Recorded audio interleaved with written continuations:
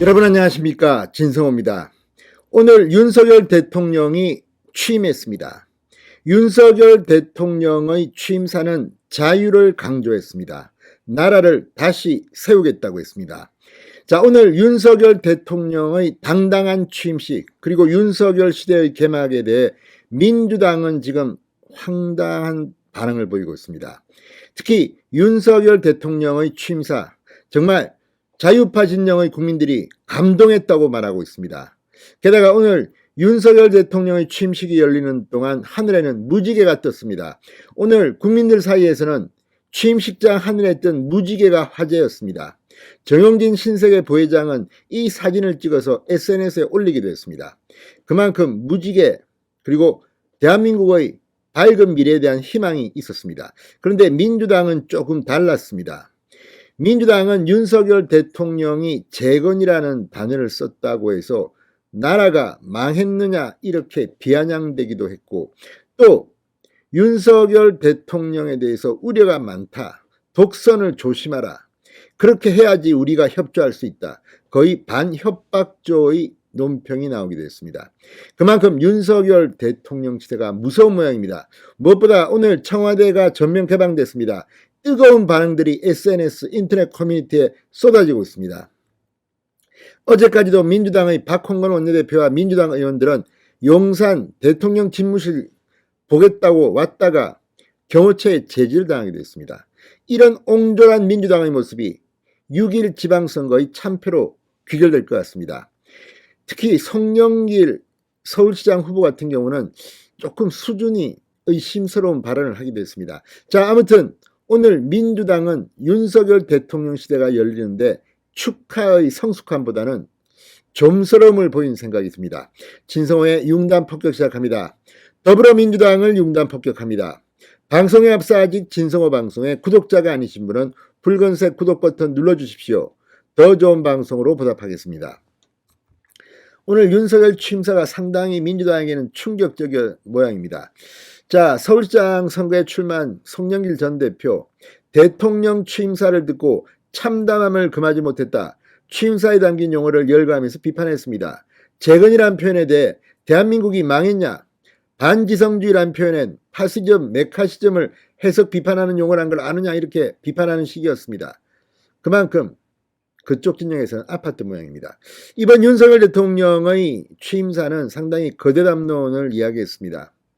좀 달랐습니다. 아무튼 전 대통령이 조금 창피할 정도입니다. 자, 아무튼 이걸 보면 오늘 민주당의 수준을 이해할 수 있습니다. 박홍근 원내대표, 윤석열의 대통령 취임을 축하한다면서도 입법부인 국회를 진정으로 존중하고 야당과 국민의 비판적 목소리를 늘 경청하라, 국민과 국익을 위해 협력을 아끼지 않겠다는 말보다는 정부 여당이 바르게 가도록 견제하는 야당의 사명을 다하겠다는 말이 앞섰다고 중앙일보는 분석했습니다. 자, 이를 보면 진짜 참 민주당은 창피할 겁니다. 20년 집권. 자, 이해찬 전 민주당 대표는 20년 집권을 이야기했습니다. 그때는 정말 문재인 대통령이 취임하고 민주당이 모든 걸 가지고 계속 권력을 잡을 줄 알았겠죠. 20년 집권이 아니라 어떤 사람은 100년 집권도 이야기했습니다. 그러나 5년 만에 문재인 정권은 붕괴됐습니다. 10년 가던 일반적인 원칙을 깨고 5년 만에 붕괴된 이유가 뭐겠습니까? 자, 다른 주요 인사들도 취임식 직후 복잡한 심경을 드러냈습니다. 자, 이 윤석열 대통령은 오늘 이재명 고문이 대선 마지막 유세 때 맸던 것과 같은 파란색 넥타이를 착용했습니다. 협치, 소통 이런 걸 의미하는 것으로 보입니다. 자, 이 민주당 당대표격인 공동비대위원장 박지현, 윤석열 정부의 성공을 기대한다는 제목이 그래서 국민 눈높이에 맞지 않는 인물은 과감히 포기하라, 온전한 소상공인 손실보상 등 공약을 지켜달라, 폭주와 독선을 경계하라, 이런 주문을 하기도 했습니다. 이 모든 것이 전제돼야 민주당은 든든한 동반자가 될 것이라고 말했습니다. 아무튼 조건이 참 많습니다. 이렇게 말이 많습니까? 오늘 윤석열 대통령은 용산 벙커, 현충원, 국회의사당, 용산 집무실, 신라호텔 등 굉장히 바쁜 빽빽한 일정을 지금 소화하고 있습니다. 오늘 이재명 고문, 이재명 지금 인천 계양을에 출마한 이재명 고문은 뭘 했을까요? 오늘 인천 지역 구청장, 광역의원, 기초의원 선거부자들의 사무실을 잇따라 들렀다고 합니다. 인천 계양을에 뒤늦게 와서 이거 뭐 연고도 없는데 들어가가지고 인사단이라 바쁩니다. 왜? 이재명은 이번에 배지를 달지 않으면 감옥에 갈지도 모른다. 이런 공포감을 느끼는 것은 혹시 아닙니까?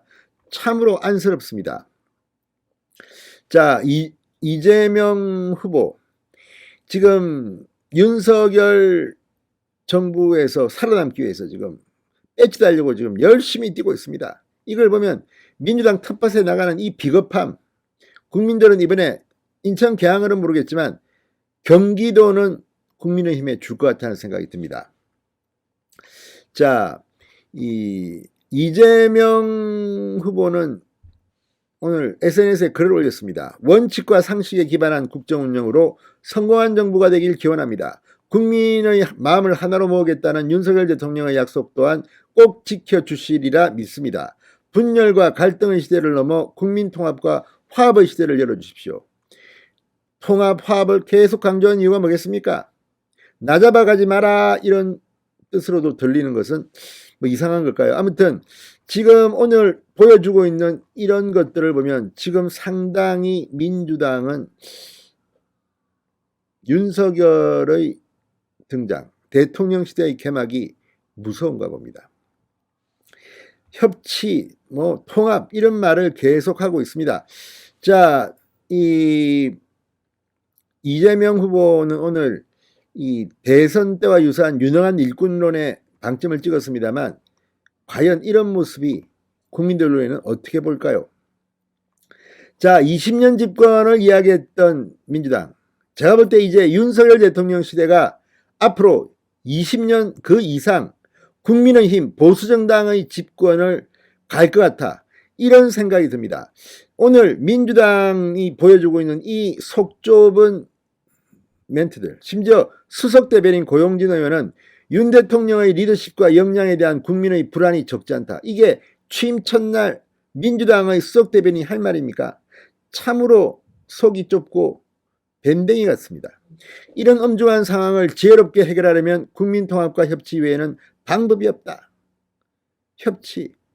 문재인 대통령이 그렇게 나라를 갈갈이 쪄놓고 가놓고 지금 민주당 의원들이 이런 말을 하는 것, 이 자체가 이미 민주당은 초토화되고 있다는 증거가 아닌가 싶습니다. 진성호의 융단 폭격이었습니다. 여러분 감사합니다.